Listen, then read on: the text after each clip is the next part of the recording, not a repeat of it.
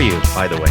I'm good, thank you. How are you? It's nice to meet you. It's nice to see you smiling. Everything I see on all the pictures of you, you're very serious. So I thought maybe I was going to be talking to a very stone-faced young lady. So No, I feel like I'm the most photogenic when I just kind of look like a bitch. But but as a person, I'm generally a pretty like happy-go-lucky kind of a person. That's good. Yeah.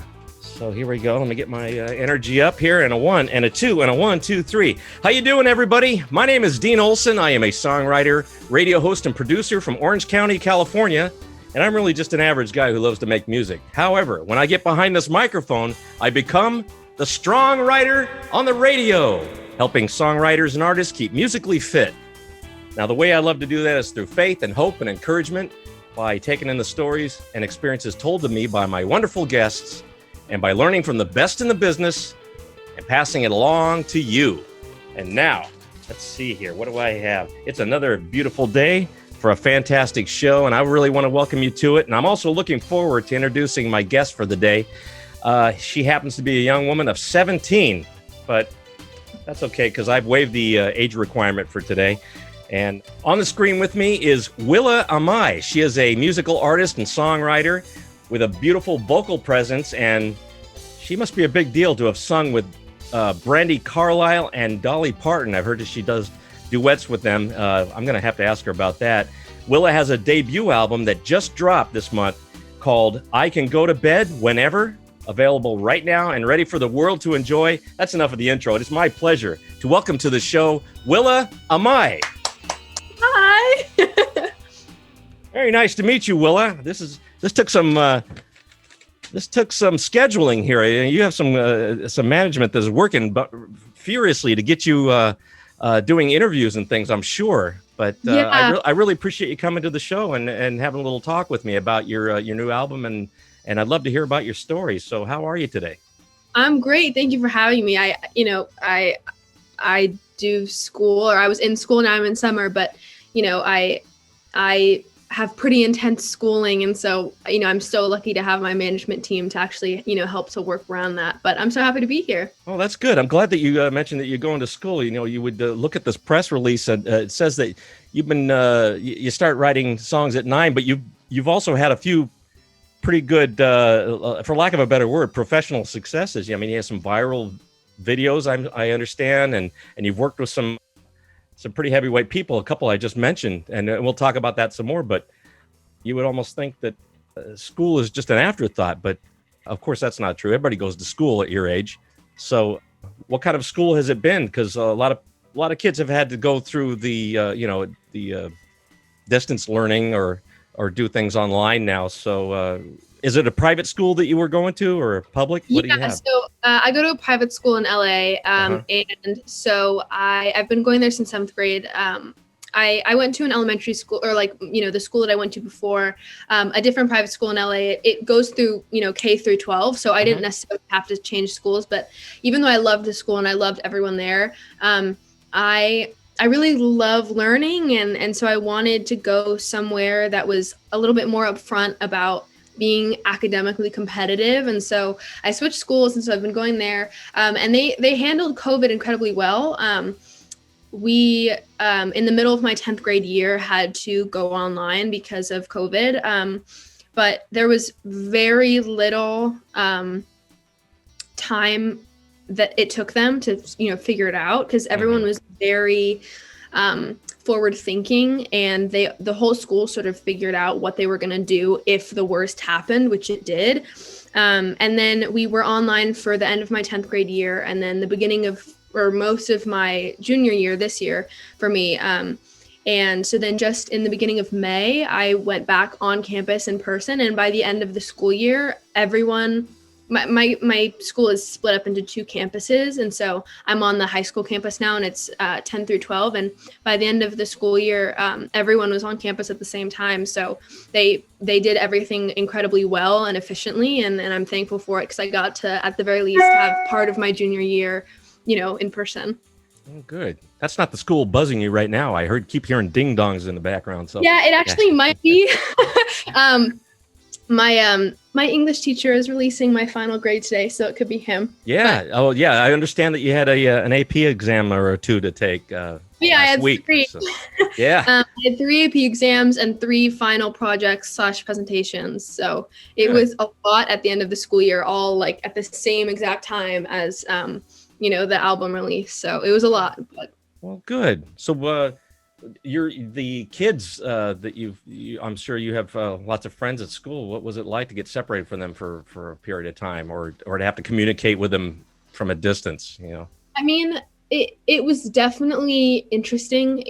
Like I was really lucky. I got to keep seeing my boyfriend all through COVID because both of our families were really safe. And so I did have someone outside of my family who I could see. But with that said, I'm really, really close with my family. We're a very tight-knit group, and I have a younger sister, and she's my best friend. And so I was lucky because I didn't feel as often as I think a lot of other kids felt. I didn't feel a need to really escape, but it was definitely a shift. But with that, I've always been the type of person to prefer a small, tight-knit group of friends as opposed to a sort of large mass of people.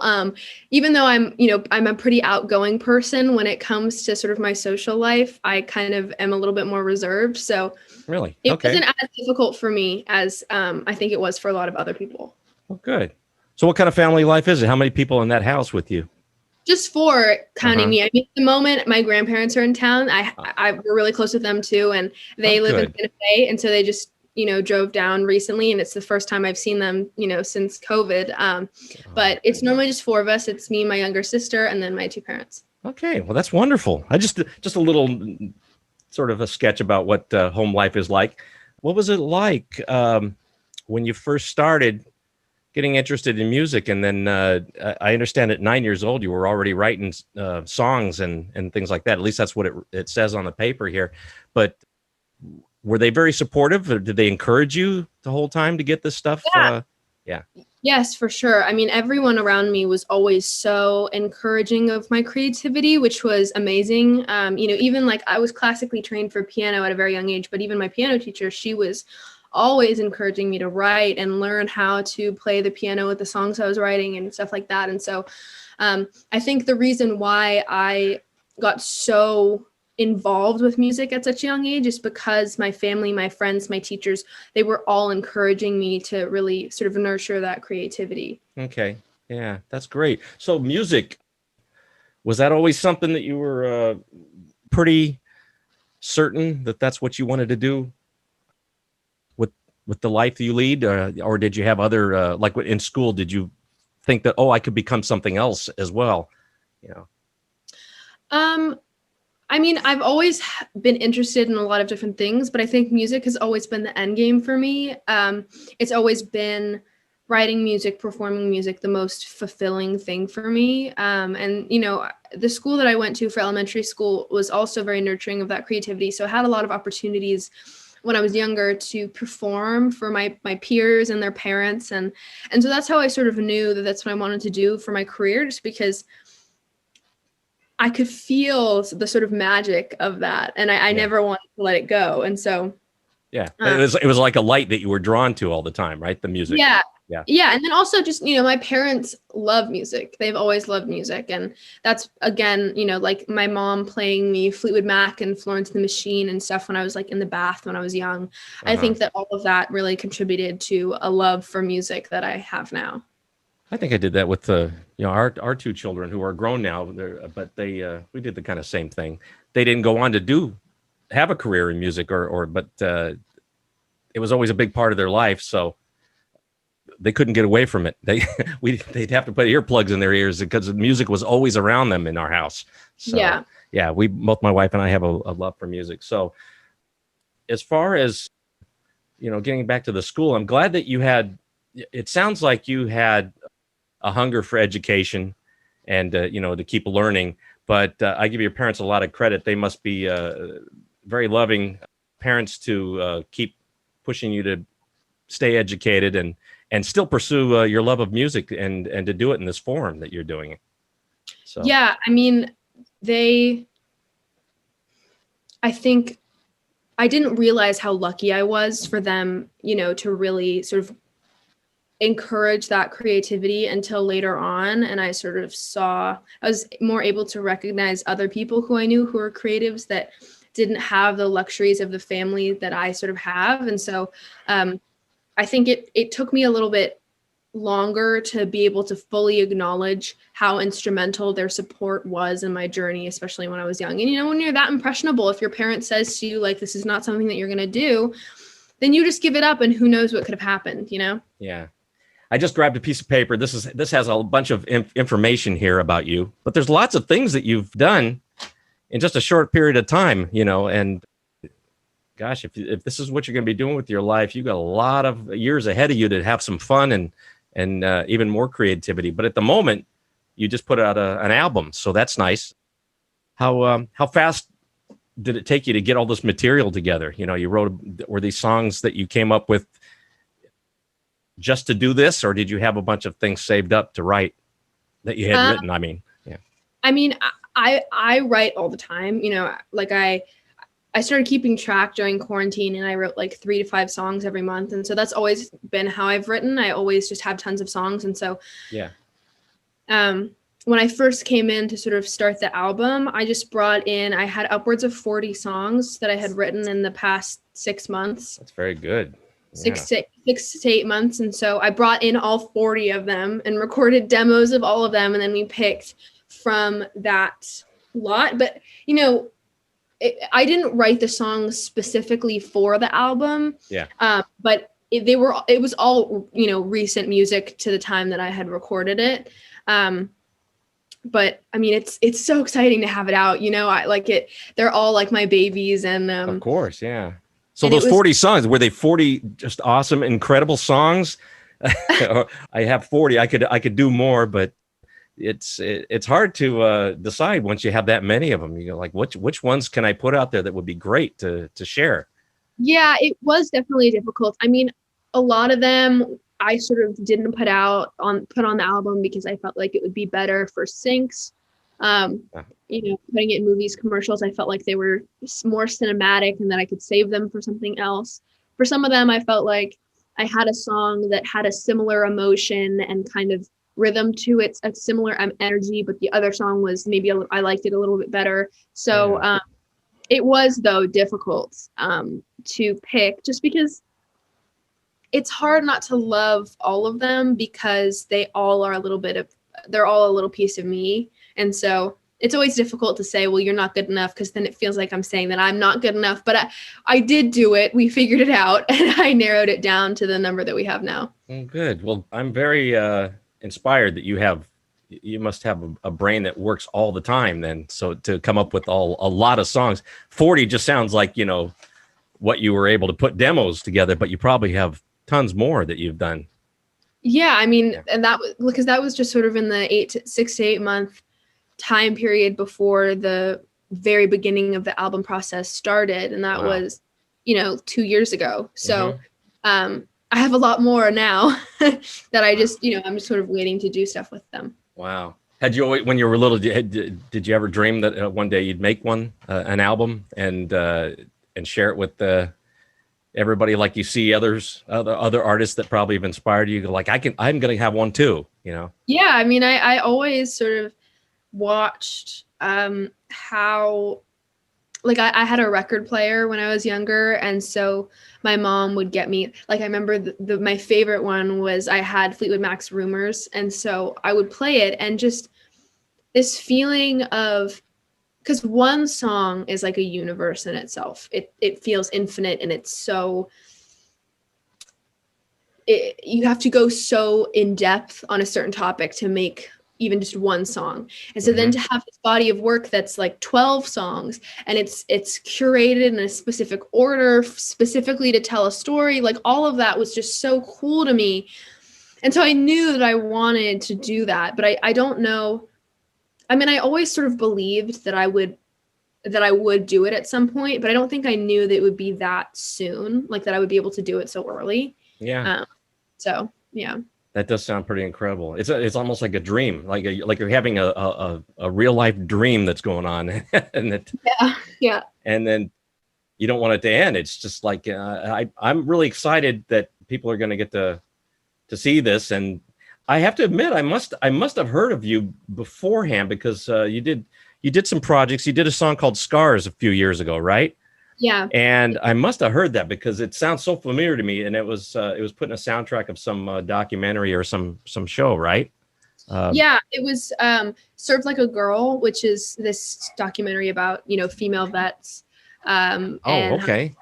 they still don't get the same benefits as male veterans. And, there's something like some obscene number of homeless female veterans, a lot of them with children, and it's just terrible. And so this documentary was about that, and then also about this sort of pageant that's held every year for female veterans to sort of share their stories and raise money for Final Salute, which helps to support these homeless female veterans. And so, Christina Aguilera and Gwen Stefani and Pink and then me, we were all on this album, and it was sort of like a benefit album, and all the money went to Final Salute. So that was the first thing that I really did, and it was amazing. Well, how did your song make it onto there? I mean, did you create it specifically for that soundtrack, or did you already had done it? Basically, my grandma's trying to call me. Okay. You want me to wait while you talk, or? No, it's fine. Sorry about that. Okay. So here, sorry, let me just tell her I'm in an interview. No, that's okay. That's okay. Linda, my producer, sent me the movie and was like, if you write something for it, great. If not, whatever. And so I wrote Scars and I sent it to her. And she sent it to the director, and the director liked it. And then I got on it. So yeah. Oh, great. That's good to go. I like this. I like to show people that even big stars like Willa go through things too. I've got grandmas that need to end up in the house, I know she's got ice cream with her. She was at the market. Oh, beautiful. What a nice peek into this life here. Truly. All right, we're back. We just took a little break there. Willa had some important business to take care of there on her phone. So I'm glad everything's going good with grandma and that she's got ice cream. This is good. So Linda Perry is the person that you were introduced to by somebody in your family, right? A while back. Yeah. So basically, I knew Linda through Soleil Moon Frye. So Punky Brewster. Okay. So, you mean there's another Soleil Moon Frye other than the one that did Punky Brewster? Right. So my mom was friends with Soleil. Okay. And Soleil knew Linda through Sarah Gilbert. Okay. And so then I just met her just sort of by chance. We were just gonna give me like a pat on the back and say, the industry is hard, but you'll be fine, kid, something like that. But then I played a song for her, and she sort of sat very silently. And then she said to come back in 2 months with 5 songs. And so I did. I came back in 2 months with 6 songs. And I played them for her, and she started crying. She said, we have to record these. And so my spring break was in like 2 weeks. And so I came back in 2 weeks to record those 6 songs, and I had 7 more. So we had 13 songs, and it was just this sort of little album. And so I recorded them with her, and we never did anything with it, but that's sort of just how it started. So wow, that's really a nice story. So did she, was she surprised that you actually, was she expecting to actually play a song for her or anything like that? Because it sounds like, it was just a meeting of, I think, like you said, she was just going to give you some encouragement, maybe a little pat on the back, and then. Yeah, I mean, I don't really know what she was expecting. I don't know what I was expecting. Yeah. I figured you said she cried. I thought, she's crying because she's mad. No, she really was so kind from the beginning and sort of encouraging, but I didn't know exactly. I couldn't quantify exactly what it meant at that young age, because even though I knew her accolades and who she'd worked with, I hadn't been able to see in person the way that people respond to her. And I have now, I've gone to her panels before, and it's just, when you see how much respect she commands in a room, it's baffling and so inspiring. So she's been amazing. Yeah, So that is. I saw one of her paddles. I was at the ASCAP Expo about maybe 7-8 years ago when she was in LA mhm. doing something, and somebody who I interviewed went up and played a song for her on the stage during the thing, and she went crazy for it. So I thought that was really, it was neat to see Linda in action, just to respond and to give feedback on people's songs. And yeah, she's a very interesting character. So it was she nice that is you a, were, yeah. she is a very interesting character, but an amazing human being. So Yeah. It's said that, you worked very closely under her she was a femtor, a mentor for you, you know. oh yeah, I mean she was um she really like the thing that people often sort of the misconception is she never touched any of my music on that album, on this album. The Uh-huh. songwriting is 100% mine, but she's mentored me in literally every other aspect of music, the production, the marketing, the way to carry yourself. I mean, all of that. She made me into the artist that I wanted to be, and the artist that I am now. And so she, I think even her choice to not touch my music was a sort of teaching moment in itself, and that to sort of demonstrate this idea that an artist's songwriting is sort of sacred, especially when you're young, because she was saying, early on, like if I were to throw you into a room with a bunch of old seasoned songwriters, like your growth would be stunted. And so even though it was what she didn't do that taught me so much as well. So she's been instrumental in absolutely everything I am. That's a good, I like that approach. So who actually produced the record? Linda produced it. I mean, That's her. Okay. yeah. And I mean, she taught me so much as she did it.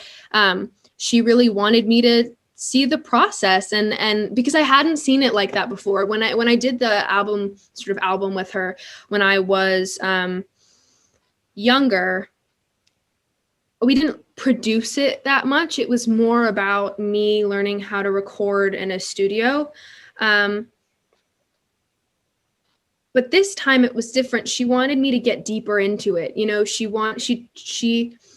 wanted me to see, the good, the bad, and the ugly, all of the stuff that comes with making a real album and putting it out, because it does take a village. So Yeah.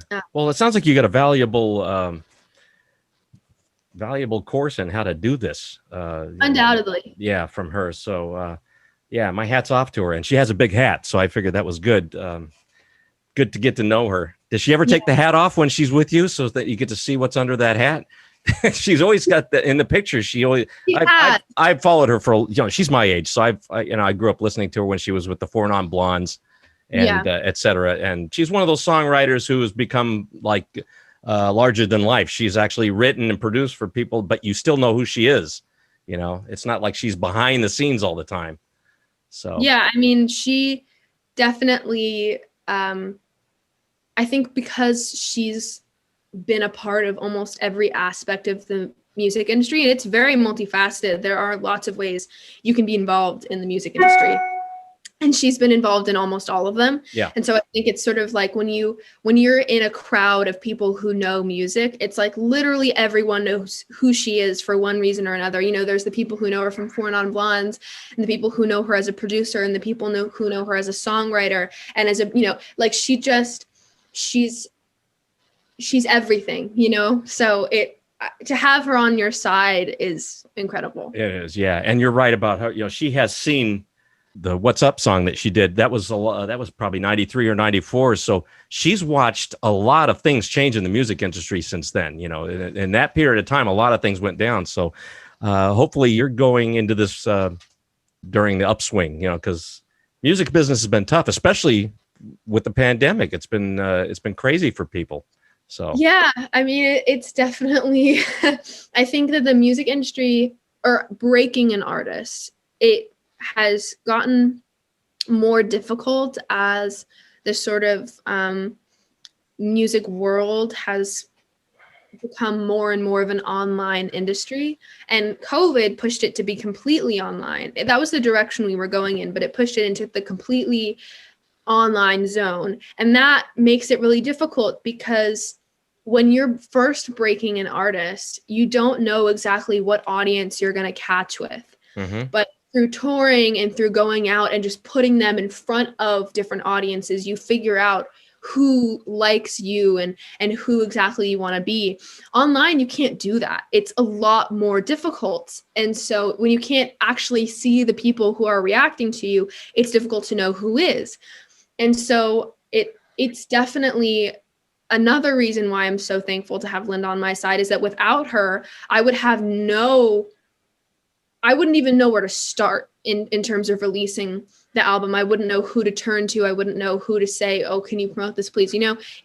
I think it has become integral in this past year for the new artists to have someone who knows a lot about the business, or else you're kind of stuck. And it's really sad, but it is kind of how it is.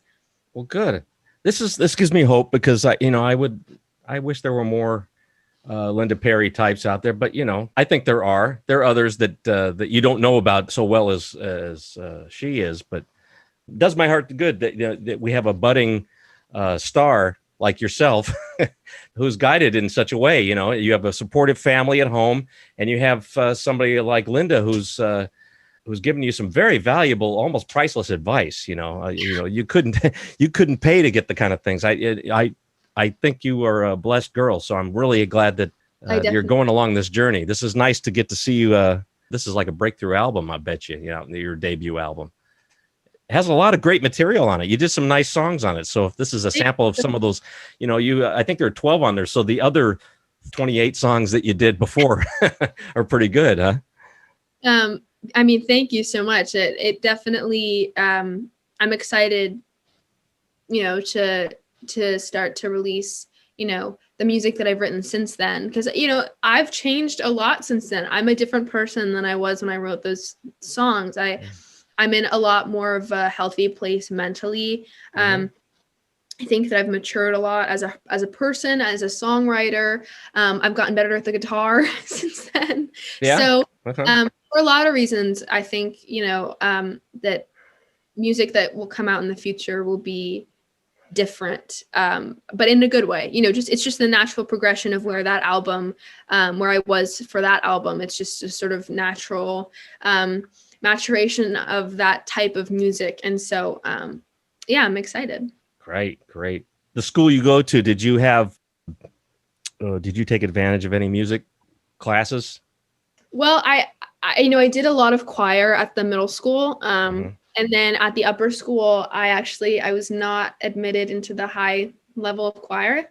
We have at the upper school, like 2 sort of levels of choir. There's like a chamber singers choir, and then the like lower level splits the girls and the guys. And I was not let into that high level.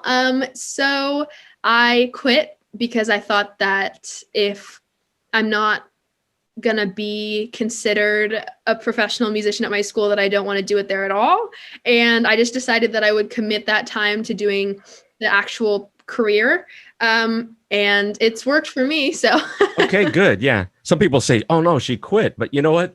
Somebody told me a little while back, one of my guests was saying that, there's quitting and then there's quitting. There's like the selective quitting. Like if you're going to quit something that just doesn't look like it's going to suit it's going to further your dream or further, your well-being, then you need to let go of it. Yeah. Yeah. I mean, I thought that I could use that time and emotional energy and put it to something that's more productive for me. And so, I quit, and a lot of people were definitely surprised, because I think a lot of people who, don't see every second of my life just sort of thought that I was quitting music, but that's not the case. I think that quitting choir at school actually showed more devotion to music, because it gave me more time to put into the aspect of music that, I love the most, the sort of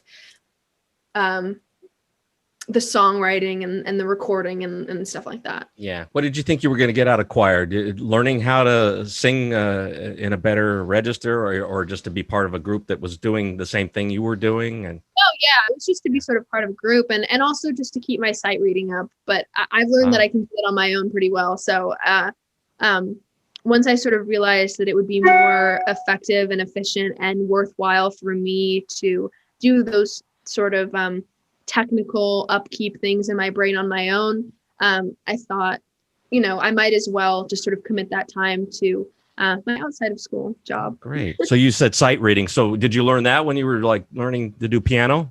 Yeah. So, I was classically trained technically as a 4-year-old. And so I just assume that's where you learned it. So yeah. So I learned originally to sight read from piano, and then I learned how to, I guess I didn't actually sight read for singing until I went to choir, but it doesn't feel actually that different. So it was definitely, I loved being a part of the middle school choir that I was in. I made so many of my friends from that choir. I think we all have to sort of move on to our own things as we find out more about ourselves and find more about who we are. And so I don't regret a second of being in that choir. I don't happen to do it anymore. Well, great. What a nice life you have. I'm glad that, and you're only 17. I mean, that sounds, it's interesting to see the life you live versus maybe some of the other people in my neighborhood that I see that they're not into music, and yet they're dealing with other issues, because that's not what I did. When I was your age, I wasn't going for a career in music or even an adventure in music like you're doing right now. So, there's money involved to get an album together, and there's a lot of investment of time and some sweat equity and all that for everything that's involved into getting you where you are right this minute. I take my hat off to you. I think that's wonderful. Thank you so much. Yeah, it's definitely a commitment, but it makes me happy. So yeah, boy, that I know my compliments take like 10 minutes to say, but that's what I'm trying to do. It's very kind. Yeah. Tell me a little bit about some of these other things you did before I talk a little bit more about the album. We talked about Scars, and then I don't know if it was afterwards, but I saw the video that you did, which was actually in a commercial. They picked it up for a commercial. Was the Daft Punk cover that you did? That was a nice one. I mean, knowing what the original sounds like and to listen to you do it, that was a wonderful interpretation. I think people will go, oh, so that's what they were saying in that. Yeah, because now you can hear the lyrics better when you sing them.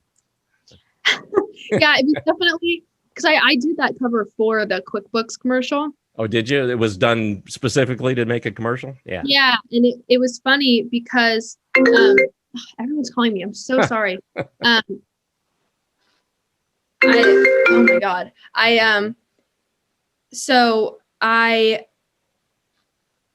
I went to Shy Day to perform. And they told me that like that night, Shy Day called, and they were like, hey, we can't tell you who the client is, but we need you to do like an acoustic cover of Harder, Better, Faster, Stronger. And so I go into my room and I'm like playing the Daft Punk song. And I'm like, this can't be right. Like, this can't be the song they're talking about. But I did my best, and I think it was a good experience for me. I'd never turned something that electronic into something acoustic before, but I loved doing it, and everyone at QuickBooks was so kind to me, and it was my first sync, and so it was the perfect sort of first sync experience. Okay, that's good. Yeah, and it did well. I mean, from what I said, what I read here, it's YouTube. It blew up. People liked it. So I know. I was so surprised. I mean, I was in 8th grade, and I came up with the cover in my room, and I came into the studio the next day to record it. And I was just sort of doing my best to play professional musician, and then people actually liked it. And I was so excited. That's wonderful. Wow. Okay. Now I'm pausing to make sure that you don't have to take that call. Willa is very popular these days. Everybody's trying to get a hold of her on the phone. I'm really sorry about it. And the grandparents are over, and it gets hectic at the household. I know what it's like when the grandparents. Let's cut to the chase here. You have a really cool album. It's called "I Can Go to Bed Whenever." that makes sense. Especially a lot of people have been saying this last year. I can go to bed whenever because they were because they didn't have the concept of time anymore. I don't know if that's what it has to do with, but why'd you title it that? Yeah, so it's partially because, the album is my coming of age story. And so this idea of no bedtime is very connected to adolescence, but also it has to do with my mental health journey. So when I was first diagnosed with an anxiety disorder, the thing that I sort of obsessed over was sleep. And I would have panic attacks about not going to sleep. And so every night I would make my mom promise me that I could go to bed whenever, that whatever time I went to sleep at, I would be okay.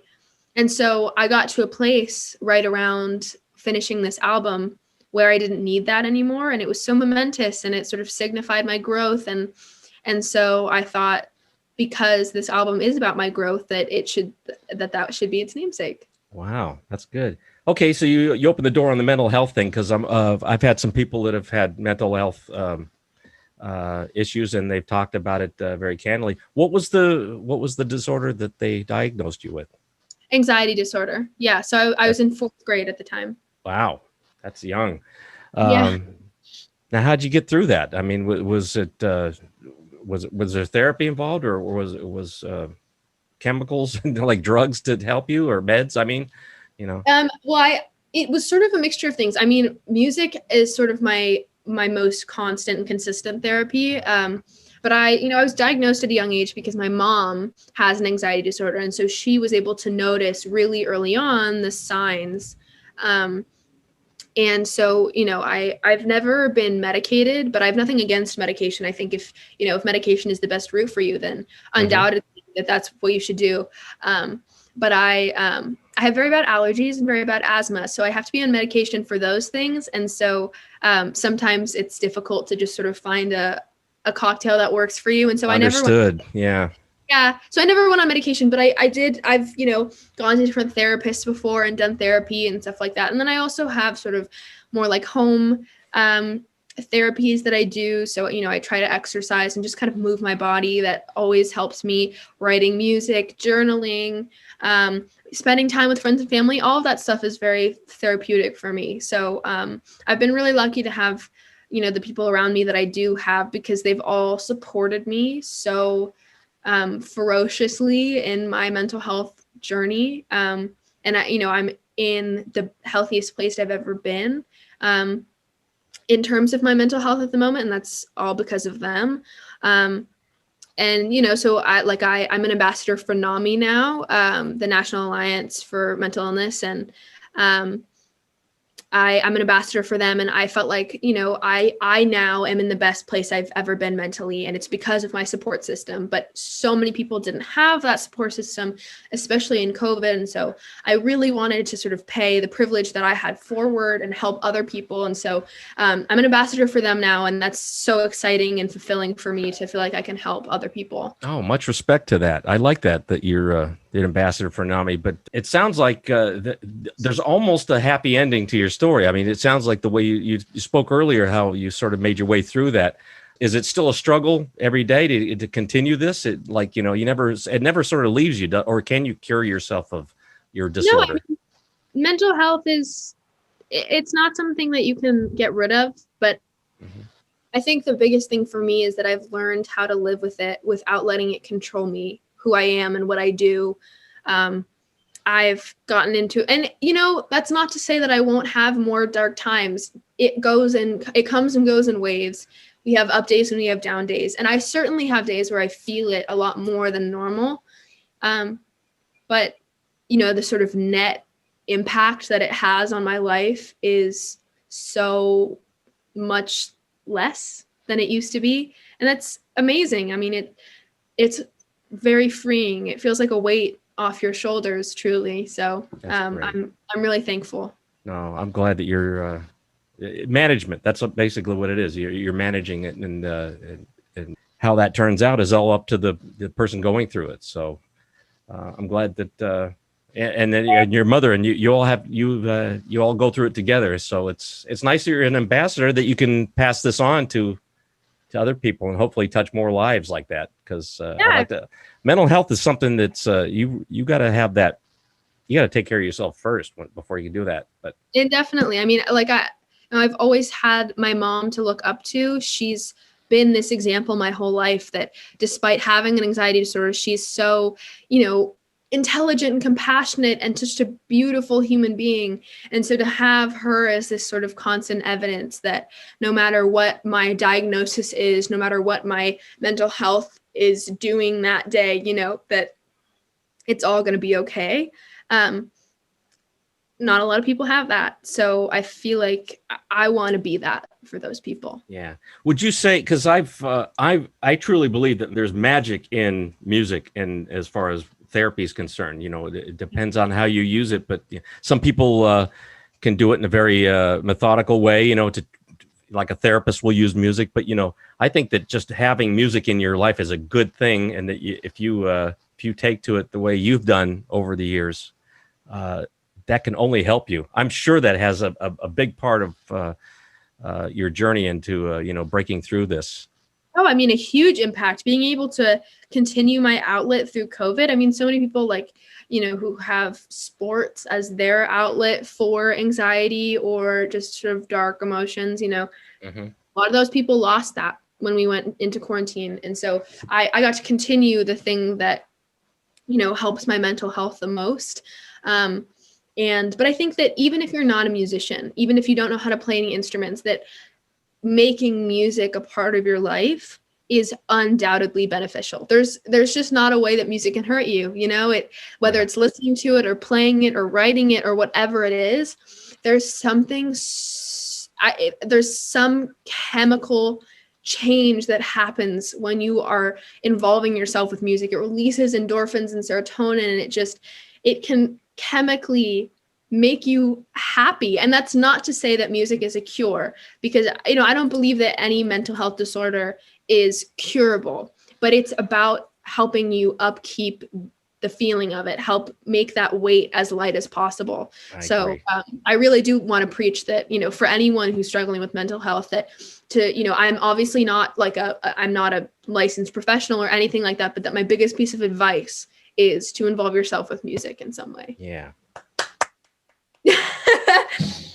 I really appreciate that you said that, because it's I was hoping that you would address that issue, because I'm not speaking as somebody who's an expert in this thing, but I do have people in my life that have this anxiety disorder, bipolar disorder, and some other things. It's just very, I get in despair sometimes because I think that I can help them, but ultimately the goal is to just be there to support your friends or your family that have these things, and then let them go through it themselves and to work it out themselves. But you got to, as family members and friends, be there for your loved ones, Yeah.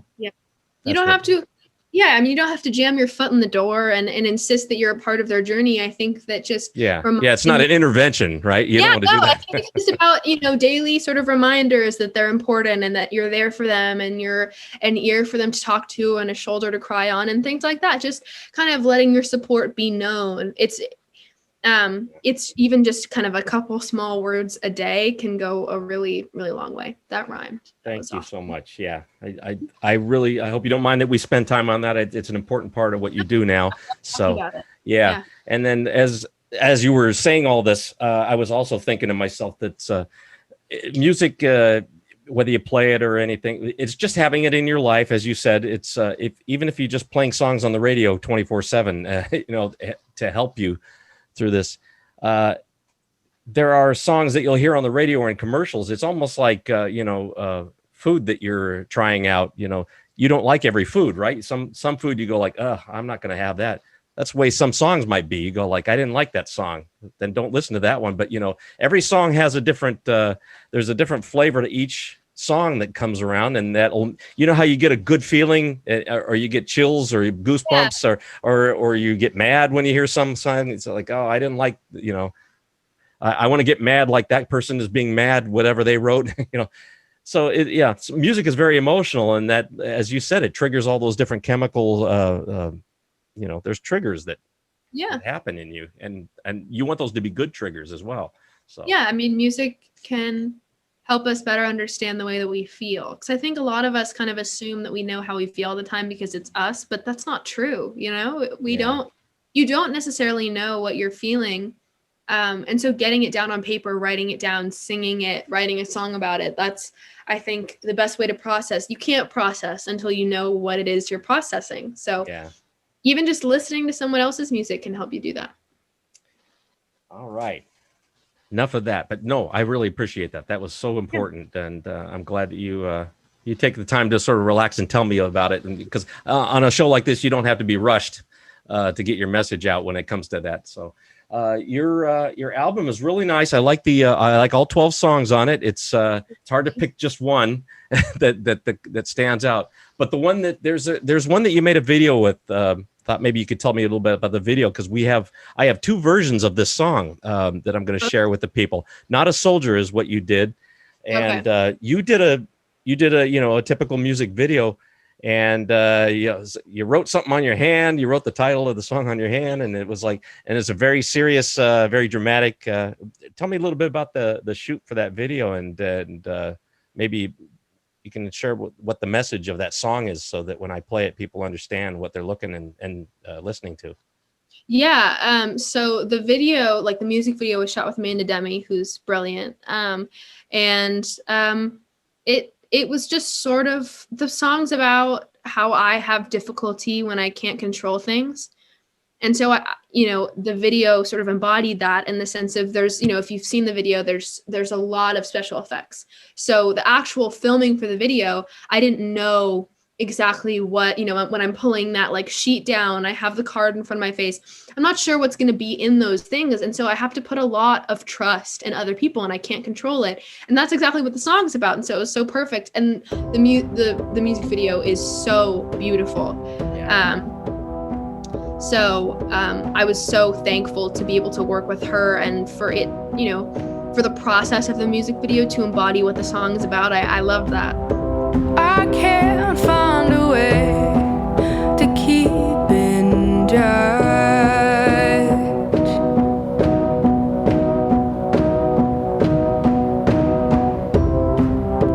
Living as a prey, I can't live up to much.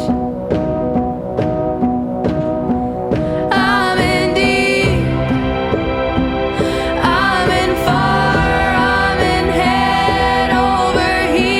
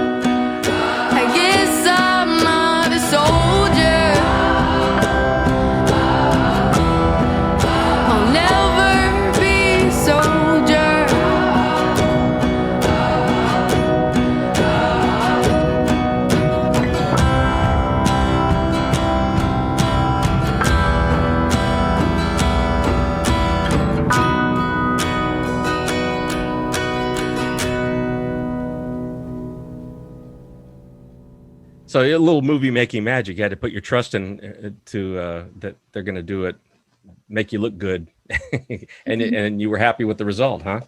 So yeah, I'm so happy with how it turned out. well, that's great. So toward the end of this, when we wrap things up here, I'm going to share there's a live video that you were you at the piano singing this as well. So that was a nice version too.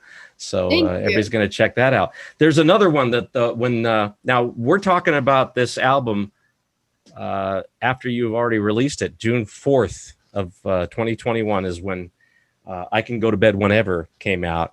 And the same time that is released, you released one of the singles off there called Too Close. Mm-hmm. And I like that one as well. Maybe you could tell me a little bit about that one, because I'm going to share that song too. Yeah, so Too Close I made it the single for the album just because it's the most upfront about what the whole album is about.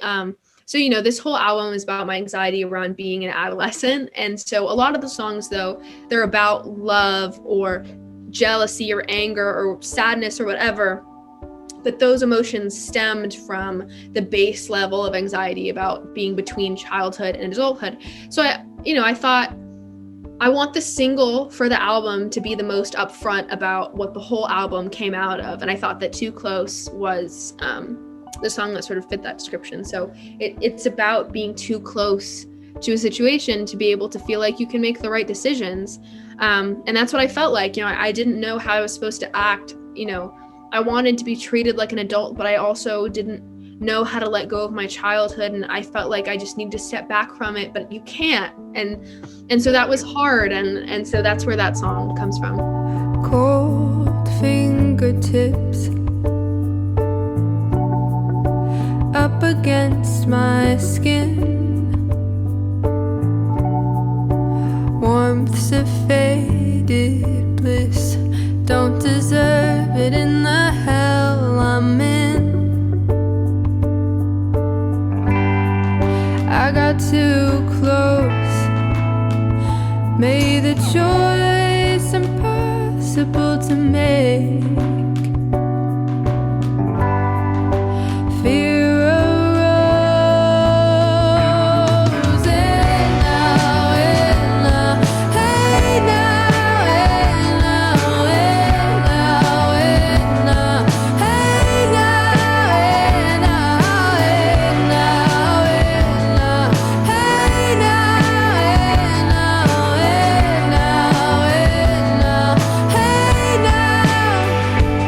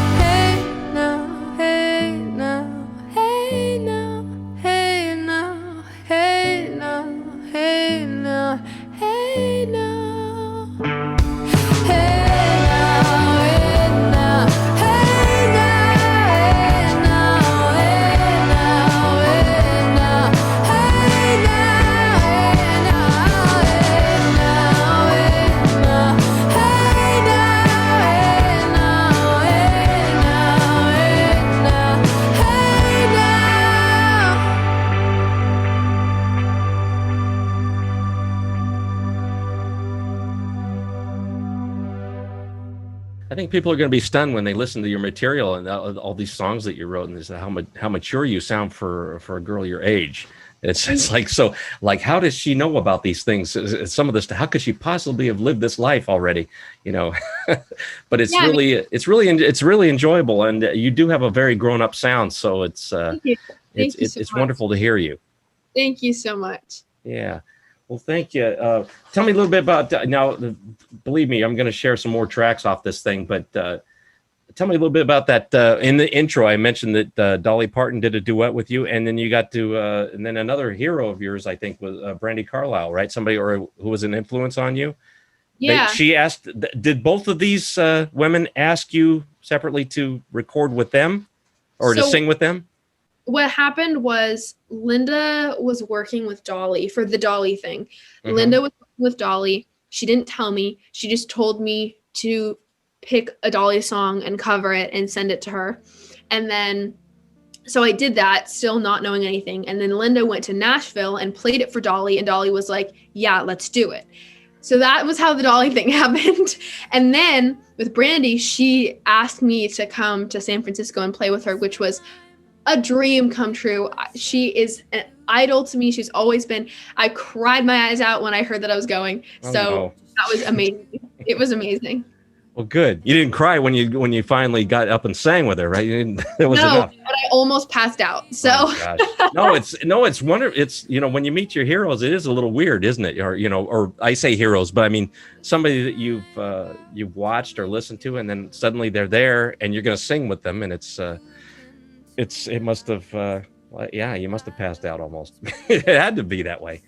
Yeah. So yeah, Dolly, you picked that. Why'd you pick that one? Because that's actually one I liked a lot, and she didn't happen to write that, Dolly. That Here You Come Again. Yeah. Well, I mean, I think that for me it was so stunning to me. The lyrics are so sad, but the song itself is really upbeat, and so I thought that it would be cool to accentuate what the lyrics are really saying. Yeah.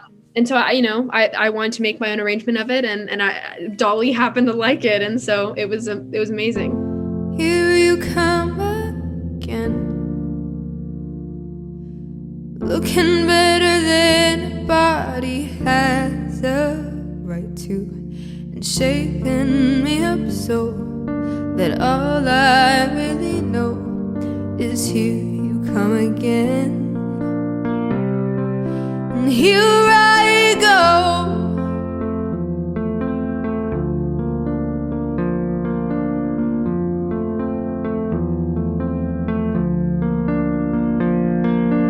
all you gotta do is smile, that smile, and there go all my defenses, just to leave it up to you. And in a little while you're messing up my mind, filling up my senses. Here you come again, looking better than a body has a right to, and shaking me up so that all I really know is here you come again. And here I go, here I go,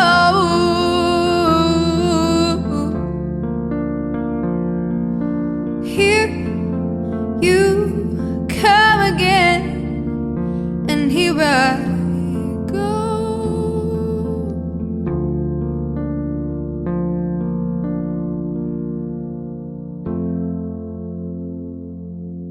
That's cool. Wow. And you do have a nice way of covering songs so they don't sound like the original, which is, in my opinion, that's the way you do a cover. You want to do it with your own interpretation, your own spin on it. Otherwise, why bother? You could listen to the original if you wanted it to sound like that.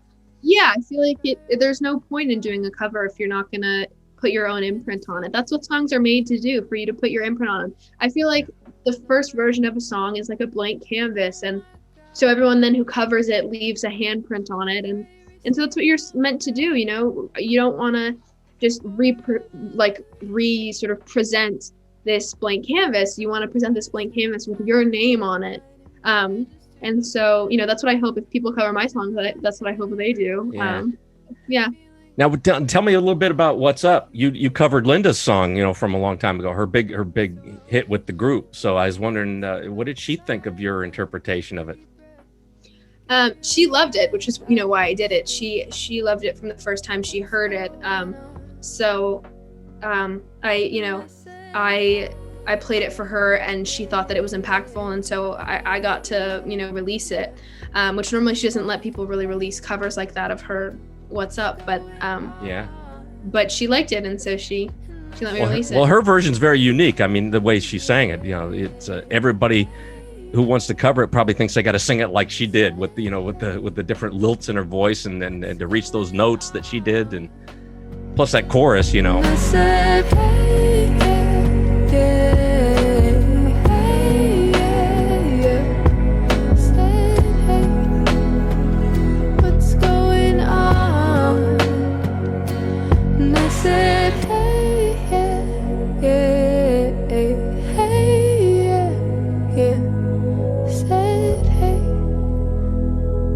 Going on.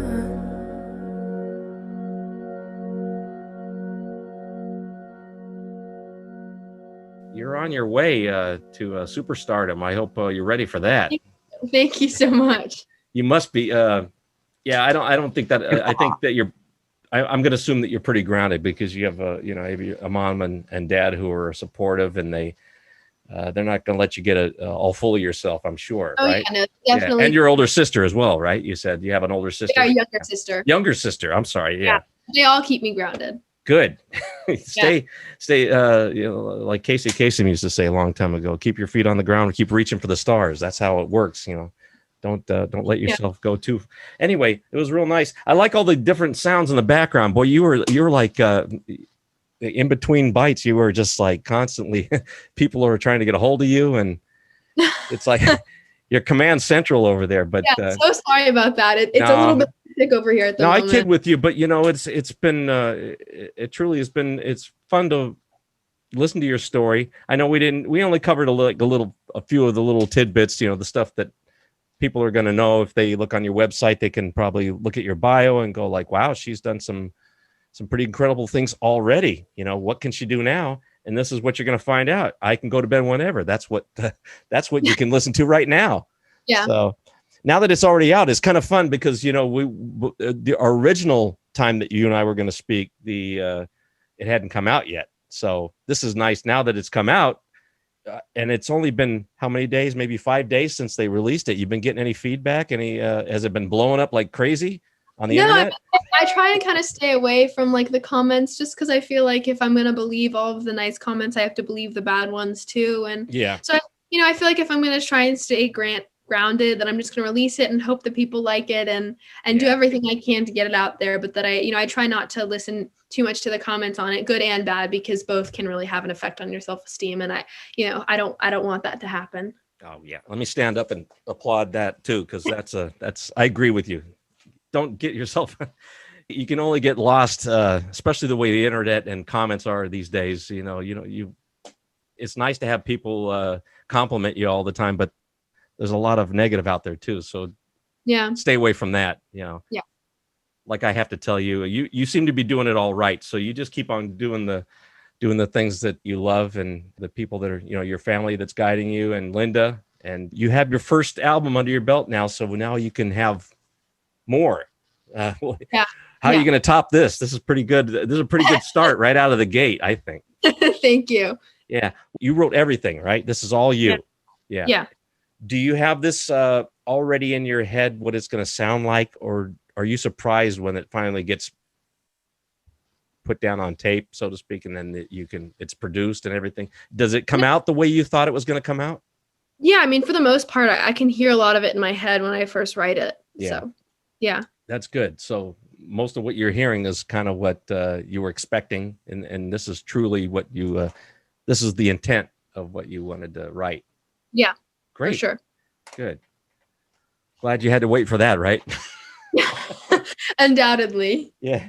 And a couple of them, you did some unorganized crime. Didn't you do a video for that too, or was that not? Yeah. Oh, Also okay. with Amanda Demi. And that video is just very simple. It's me in like a white box, and I'm singing the song, and it's very sort of almost eerily clean.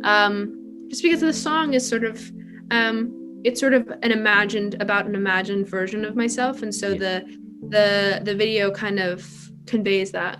I can see the look in your eyes, baby, it's the perfect crime. Sweep me away, I bet no one would notice. Only love me while I'm gone, being broken is more fun. Spend away the days, get drunk and out of focus. 'Cause I'm gone and ready, show me that wicked smile. The toxins are spreading, it's a fire you can't put out. And I'll be unsteady, I'll take torture over time. So let's live and love like life's an organized crime. Promise that we won't get out, there's no stopping me now. Screw the truth, I renounce love and it's hurting. You don't know who you can trust, pure gold and to rest. I swear to you, my telltale heart ain't working. 'Cause I'm gone and ready, show me that wicked smile. The toxins are spreading, it's a fire you can't put out.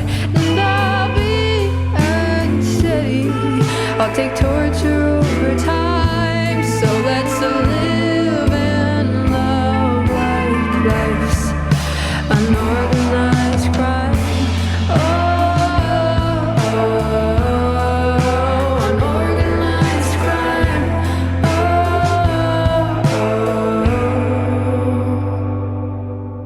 Easy rider, take the chance. I know you knew it at first glance. I'm all in it, let's be the people we're not. Into the dark that we don't know, now thinking about tomorrow. I don't give a shit, who cares if we get caught.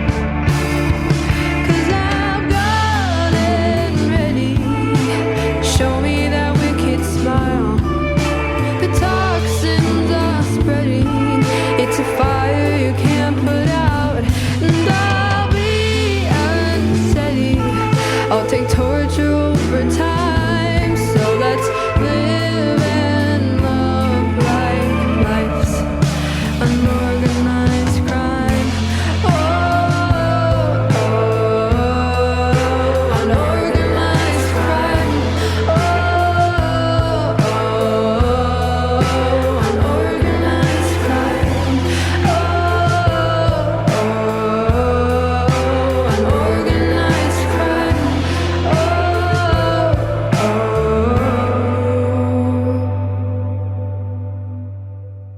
Yeah. It's fun to do that stuff though, isn't it? And you got, so you worked with her twice then, I guess. Yeah. She's so talented. Well, great. I like that. People are really going to love this thing. I'm trying to pick one more. Puzzle. That was an interesting one. Now, tell me a little bit about that. Does that have to do with mental health again, or is that something other? That actually is from that first Time Capsule album from when I was 12. I wanted to have one song on there that was from that first album. So that song, all the other ones were written when I was 15. That one was from when I was 12. And I wanted to have that on there. So it was just sort of about feeling misunderstood as a little 12-year-old. So yeah. When you were 12 years old, were you plunking down on the piano and playing that and singing it? Wow, that's great. I've never been strong before, but now I can't be sure if all I need is you and me, or something real. I've never had to try so hard. Now I can't decide if I can make it through. And another day, another day.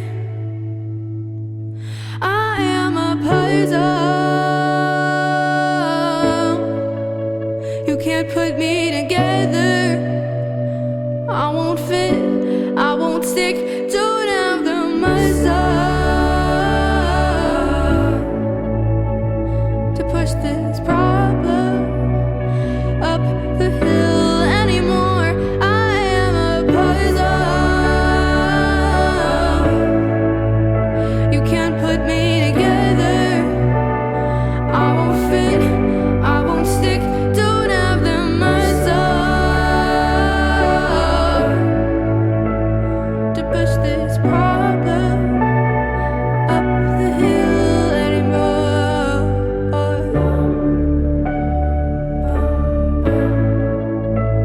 To push this problem up the hill anymore.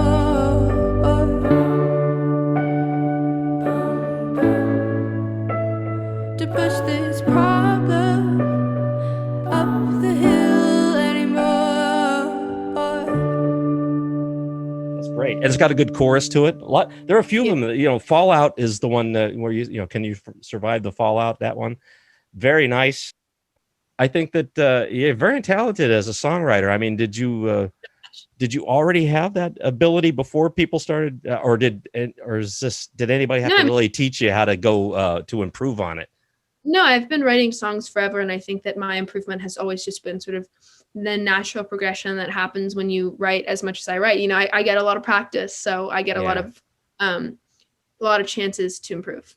That's great. I just had to ask that because these are very well-crafted songs and they sound very nice as you sing them. So I think I asked you before, but did you already have the ability to sing, or did anybody have to like help you help guide No. you, say, like breathe properly so you don't strain yourself or anything like that? No. I mean, I've had a couple of singing instructors in the past that I would go to, like once a week, but never for longer than like 2 months at a time. And Yeah. no one ever really taught me. I just sort of always loved to do it. And so again, because I did it all the time, I had a lot of chances to improve on those. Well, the other side of me is going like, how nice for you. Jeez. Everybody said, I'm so jealous, but no, I'm very, very happy for you. And I don't want to just keep beating the same point over and over, but how can I compliment you more than I have? This is a fantastic piece of work that you did. So you should be very proud of it. And I'm glad that people are going to get to see it, or not just see it in these videos, but to listen to all 12 songs, and probably more if you have like little bonus things you might release later down the road. Well, thank you so much for having me. I mean, it's so kind of you to let me come on and talk about it. I appreciate that. Let me see if I left anything out. I don't want to, because I know you got a gig. I want to let you out of here so you're not on here forever. Oh, you look. Let me just, because I thought my computer's gonna die, so just stay right there. Like you got it. Where'd she go? She's gone. Okay, it's okay. Okay, good. Well, I had to put some more money in the meter here so that it would work. Yeah. Well, thank you. Yeah, I was just trying to see if I forgot something. I hope that maybe down the road, if there's ever another excuse to talk to you, I hope you'll come back and let me talk to you some more about your music, because I appreciate you talking about, you talked a little bit about your mental health, and I thought that was that's very important for people to listen to. So it's very much appreciated. Thank you so along much. with the rest of the music, because they go hand in hand. This is your life. And you're very transparent, and I love your lyrics, and I love the way you sing your songs, and this is a great piece of work. So clap. I think it's great. Thank you so much. Thank you for having me. I'm sure I'll come back soon. Okay, so everybody, I Can Go to Bed Whenever is scheduled for release in June of 2021. That's in the past, but I'm just letting you know, June 4, 2021, that's when it got released. The focus track is Too Close. We talked about that. Not a Soldier was the video that we discussed, and I'm going to leave everybody with the live version that she recorded acoustically. Fantastic. Very nice to meet you, and all the blessings on you. All the best to the family, and I appreciate everything. Thank you, Willa. Thank you so much for having me. Have a great day. Okay. I can't find a way to keep in touch.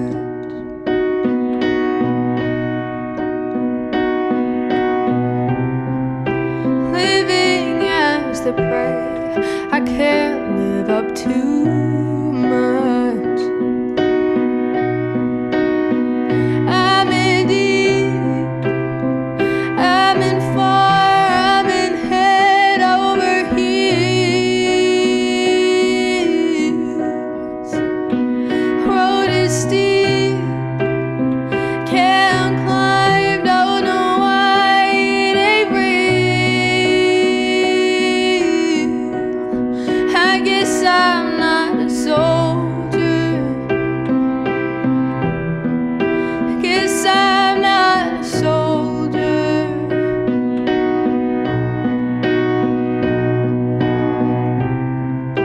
Leave me just behind, I'll hold up alone.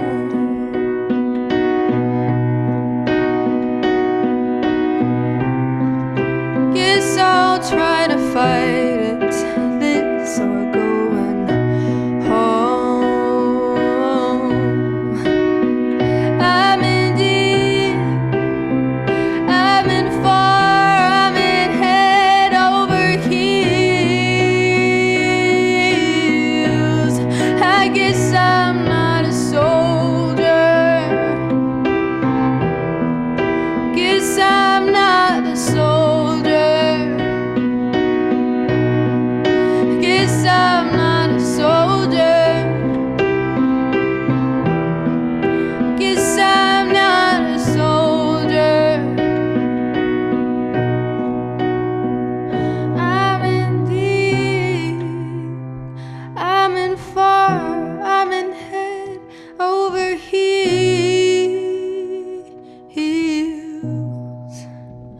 Road is steep, can't climb, don't know why it ain't real.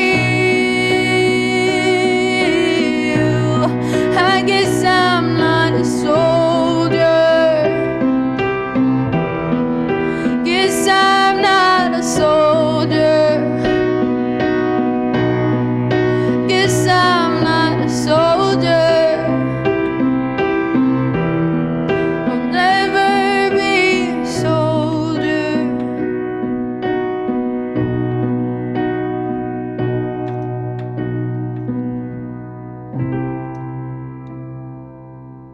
Take care, and Willa you. Amai, everybody. Thank you.